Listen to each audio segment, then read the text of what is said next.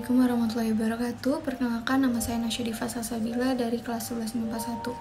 Pada kesempatan kali ini, saya ingin mempresentasikan tugas saya yang bertemakan hak asasi manusia di bidang ekonomi.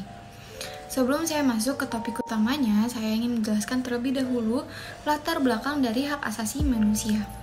Jadi, hak asasi manusia dalam bahasa Prancis disebut droit à l'homme. Koreksi saya jika saya salah. Yang memiliki arti hak-hak manusia. Sedangkan dalam bahasa Inggris disebut human rights. Nah, pengertian hak asasi dikemukakan oleh para sarjana di atas maupun dalam Undang-Undang Nomor 3 Tahun 1999 adalah hak-hak alamiah dari manusia. Nah, sekarang saya akan membahas pengertian dari HAM. HAM adalah hak dasar yang secara kodratnya melekat pada diri manusia sejak ia dalam kandungan. HAM ini bersifat universal, oleh sebab itu ia harus dilindungi, dihormati, dipertahankan, tidak dirampas, tidak diabaikan oleh siapapun dan kapanpun. Selain itu, pengertian HAM juga terdapat dalam undang-undang. Dalam undang-undang, hak asasi manusia adalah seperangkat hak yang melekat pada hakikat dan martabat manusia sebagai makhluk ciptaan Tuhan Yang Maha Esa, dan merupakan anugerahnya yang wajib dihormati, dijunjung tinggi, dan dilindungi oleh negara, hukum, pemerintah, dan setiap orang demi kehormatan serta perlindungan harkat dan martabat manusia. Di saat ini saya akan menjelaskan pengertian dari hak asasi manusia di bidang ekonomi. Jadi dalam PowerPoint saya tertulis bahwa hak asasi manusia di bidang ekonomi adalah hak yang berkaitan dengan aktivitas perekonomian, perburuhan, hak memperoleh pekerjaan, memperoleh upah, dan ikut serta dalam serikat buruh. Simpelnya aja kalian harus garis bawahi ekonominya, hak asasi ekonomi. Jadi hak asasi ekonomi pengertiannya adalah segala sesuatu yang berkaitan dengan ekonomi. Kemudian kita akan bahas dasar hukum hak asasi manusia di bidang ekonomi. Jadi kalau misalkan ditanya, apa sih dasar hukumnya? Tentu saja jawabannya pasti Undang-Undang Dasar 1945 dalam bab 10A pasal 28 sampai 28J. Nah, di situ sudah diatur mengenai hak asasi manusia.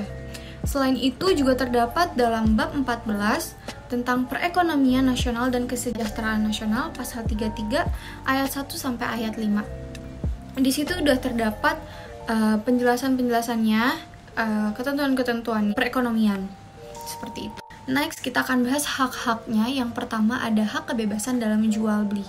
Jadi kita bebas nih, mau beli apa yang kita inginkan tuh bebas, asal kita tidak melanggar hukum.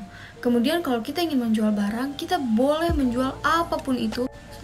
Yang penting barang yang ingin kita jual tuh layak. Dengan catatan juga, kalau mau menjual barang itu harus milik pribadi. Kemudian yang kedua ada hak kebebasan untuk melakukan kontrak kesepakatan. Yang ketiga kebebasan untuk mempunyai barang atau sesuatu. Yang keempat ada hak mendapatkan upah atau gaji. Contohnya, saya kerja di perusahaan A. Nah, di situ saya sudah mendapatkan hak untuk diberi upah atau diberi gaji karena saya sudah bekerja di perusahaan itu. Kemudian yang kelima ada hak mendapatkan pekerjaan. Yang keenam hak menikmati hasil sumber daya alam. Kita semua yang ada di bumi ini berhak untuk menikmati hasil sumber daya alam. Karena kenapa? Karena bumi dan seisinya ini sudah diizinkan oleh Allah Subhanahu wa Ta'ala untuk kita kelola dan kita nikmati. Kemudian yang ketujuh ada hak untuk menjadi anggota koperasi selagi kita mampu untuk menjalankan tugas-tugas yang akan ada di kemudian hari. Seperti itu. Kemudian kita akan bahas contoh kasus. Jadi yang pertama tuh ada kasus korupsi. Yang kedua ada pembayaran gaji buruh di bawah UMR atau upah minimum regional. Kemudian yang ketiga tuh ada outsourcing. Pengertiannya itu sebagai merupakan penggunaan tenaga kerja dari pihak ketiga untuk menyelesaikan suatu pekerjaan. Jadi dia tuh perusahaan yang menyediakan jasa dan menyalurkan tenaga kerja dengan keahlian tertentu ke perusahaan yang membutuhkan. Gitu. Nah, kalau kita punya kasus sekarang di page selanjutnya saya juga mempunyai upaya untuk mengatasi pelanggaran HAM. Di sini tuh ada pemenuhan hak dasar penduduk seperti pemenuhan atas pangan. Ya contohnya sekarang nih kan lagi COVID-19, banyak dari mereka yang membutuhkan tuh kena dampaknya kan. Jadi pemerintah membantu mereka yang membutuhkan untuk menyumbangkan pangan alias sembako gitu. Terus kemudian yang kedua ada pelayanan kesehatan. Ini udah lama sekali ada Kartu Indonesia Sehat. Kemudian ada pelayanan pendidikan. Nah, buat orang yang membutuhkan di sini juga mereka terbantu oleh pemerintah karena mereka mendapatkan kartu Jakarta Pintar atau kartu Indonesia Pintar gitu. Kemudian selanjutnya tuh ada pemberian pekerjaan dan usaha, air bersih dan sanitasi yang memadai serta pemenuhan atas perumahan. Nah, sekian dari saya. Wassalamualaikum warahmatullahi wabarakatuh.